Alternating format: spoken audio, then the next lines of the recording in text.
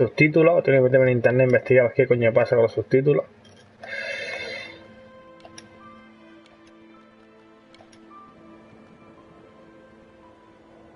Vamos a darle a inicio. A empezar por el principio. El faro.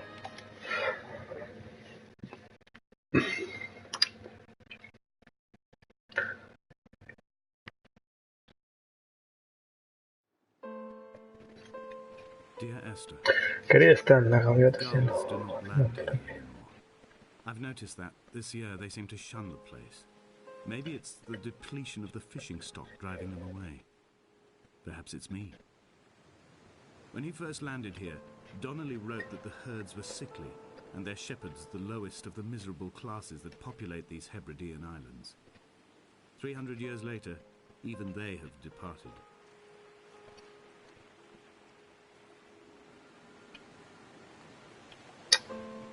Bueno, ahora vamos a desactivar el puntito este. El puntito...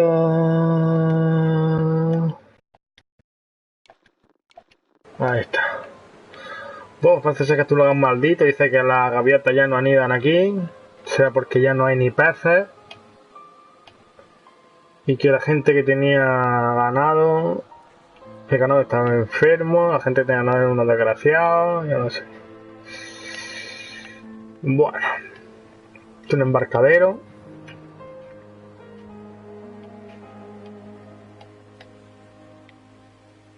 Hace tiempo no juego un Walking Simulator. La verdad que me apetece algo de tranquilidad.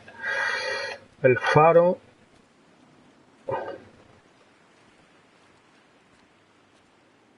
Hay unas notas ahí musicales. Unas notas musicales ahí.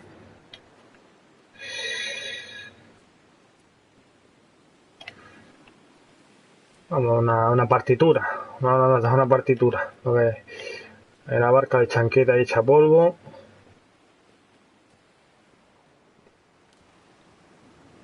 Los gráficos para todo el tiempo que tiene este juego. Un poco más de volumen. Para la cantidad de tiempo que tiene este juego, la verdad que gráficamente se defiende. Más partituras, la misma textura que había allí. Así que...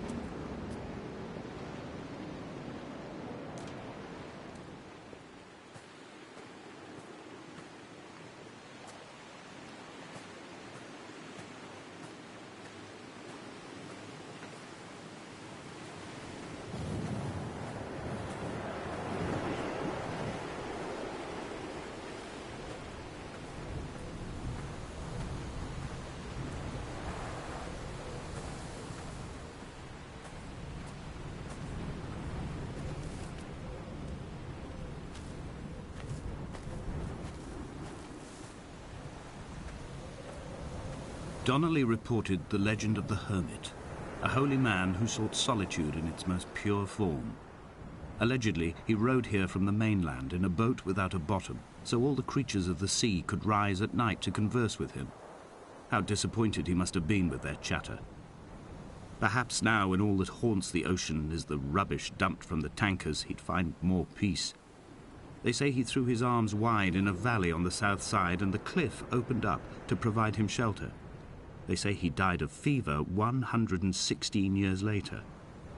The shepherds left gifts for him at the mouth of the cave, but Donnelly records they never claimed to have seen him. I have visited the cave and I have left my gifts, but like them, I appear to be an unworthy subject of his solitude.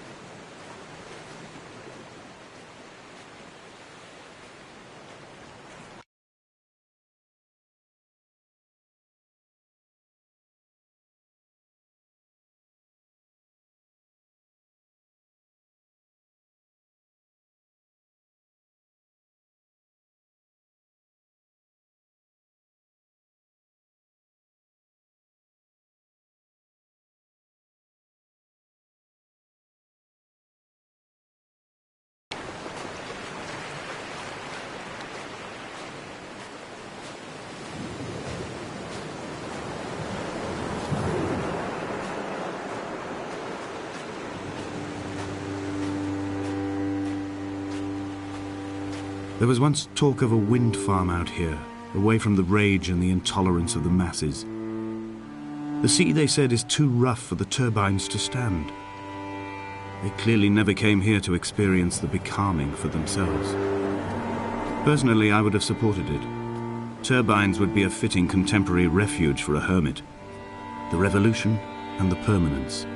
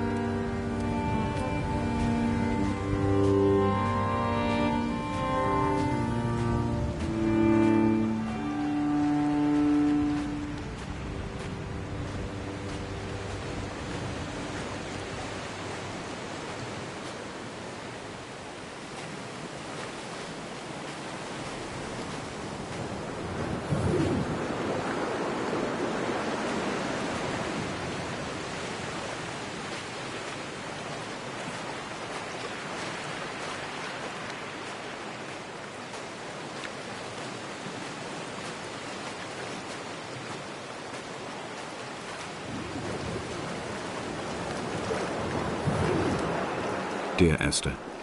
I found myself to be as featureless as this ocean, as shallow and unoccupied as this bay, a listless wreck without identification. My rocks are these bones, and a careful fence to keep the precipice at bay. Shot through me caves, my forehead a mount. This aerial will transmit into me so. All over exposed, the nervous system, where Donnelly's boots and yours and mine still trample. I will carry a torch for you. I will leave it at the foot of my headstone. You will need it for the tunnels that carry me under.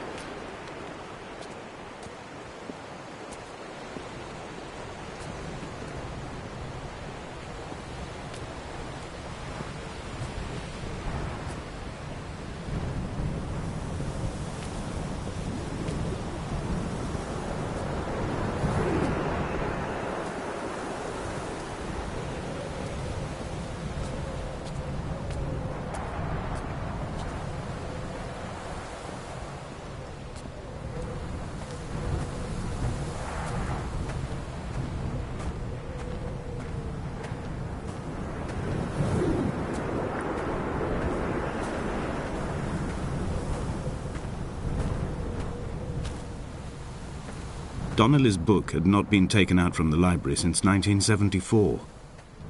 I decided it would never be missed as I slipped it under my coat and avoided the librarian's gaze on the way out. If the subject matter is obscure, the writer's literary style is even more so. It is not the text of a stable or trustworthy reporter.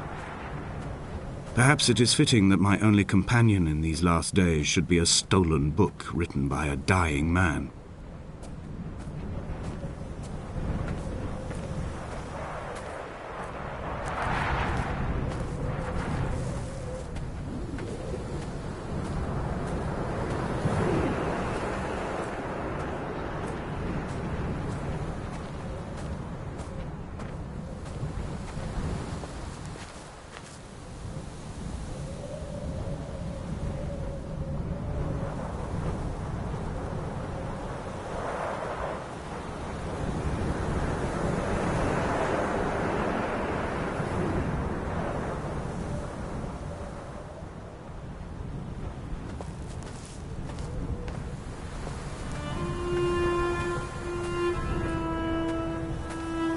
When someone had died or was dying, or was so ill they gave up what little hope they could sacrifice, they cut parallel lines into the cliff, exposing the white chalk beneath.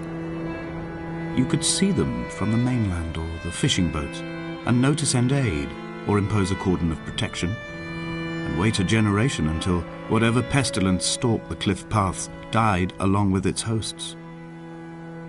My lines are just for this: to keep any would-be rescuers at bay. The infection is not simply of the flesh.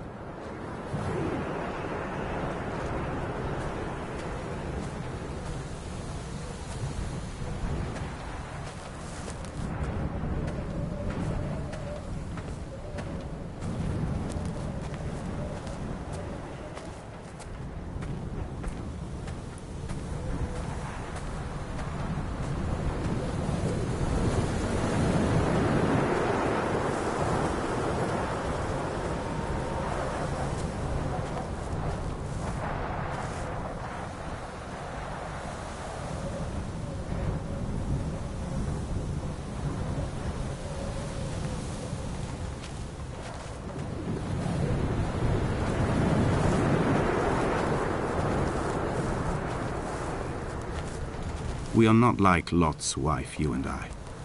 We feel no particular need to turn back. There's nothing to be seen if we did. No tired old man parting the cliffs with his arms. No gifts or Bibles laid out on the sand for the taking. No tides turning or the shrieking gulls overhead. The bones of the hermit are no longer laid out for the taking.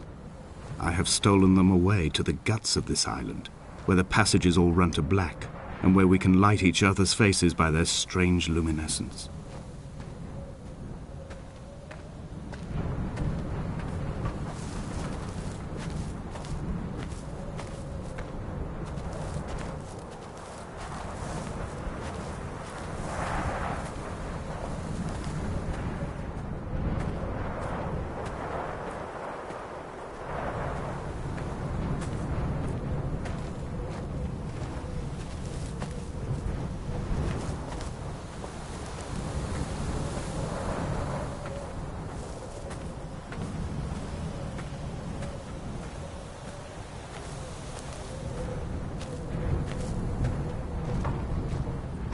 Dear Esther, I met Paul.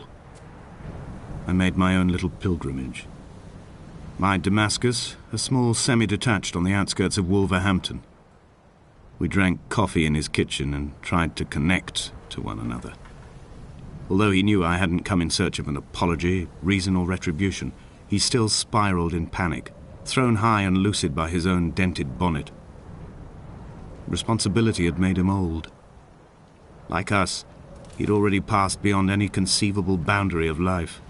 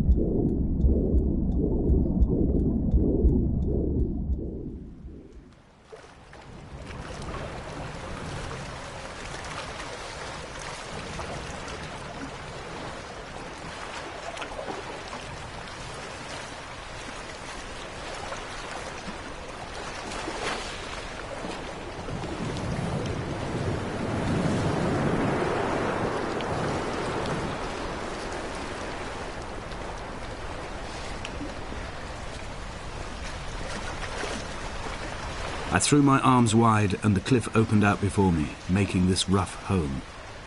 I transferred my belongings from the bothy on the mount and tried to live here instead. It was cold at night and the sea lapped at the entrance at high tide. To climb the peak, I must first venture even deeper into the veins of the island, where the signals are blocked altogether. Only then will I understand them, when I stand on the summit and they flow into me, uncorrupted.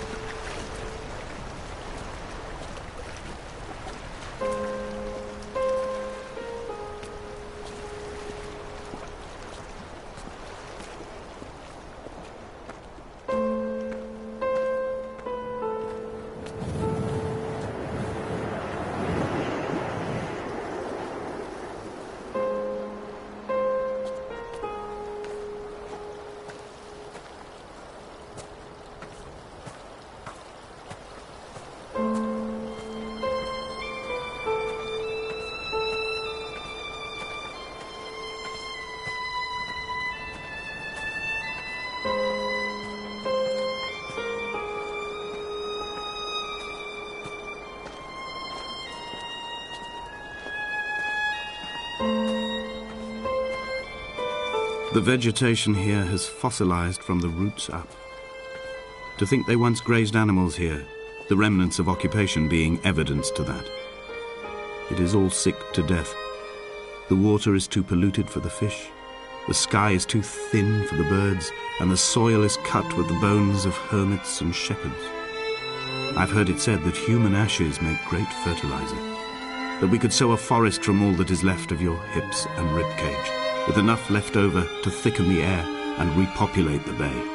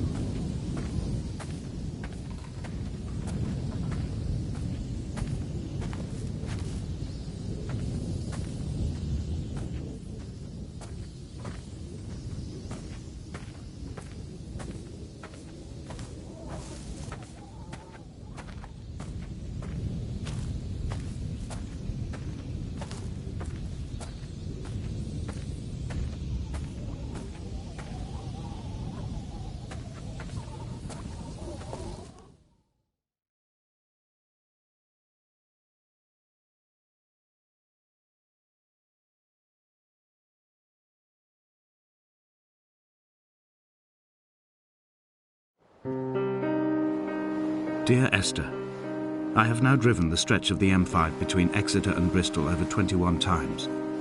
But although I have all the reports and all the witnesses, and have cross-referenced them within a millimetre using my Ordnance Survey maps, I simply cannot find the location. You'd think there would be marks to serve as some evidence. It's somewhere between the turn-off for Sanford and the welcome brake services, but although I can always see it in my rear-view mirror, I have as yet been unable to pull ashore.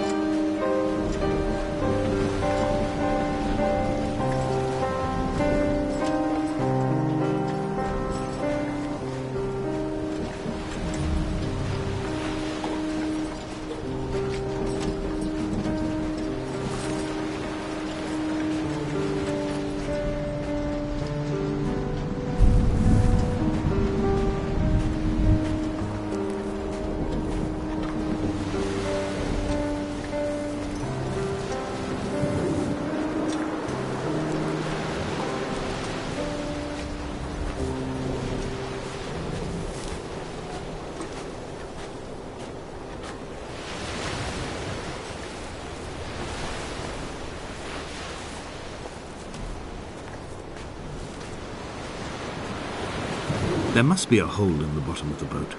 How else could new hermits have arrived?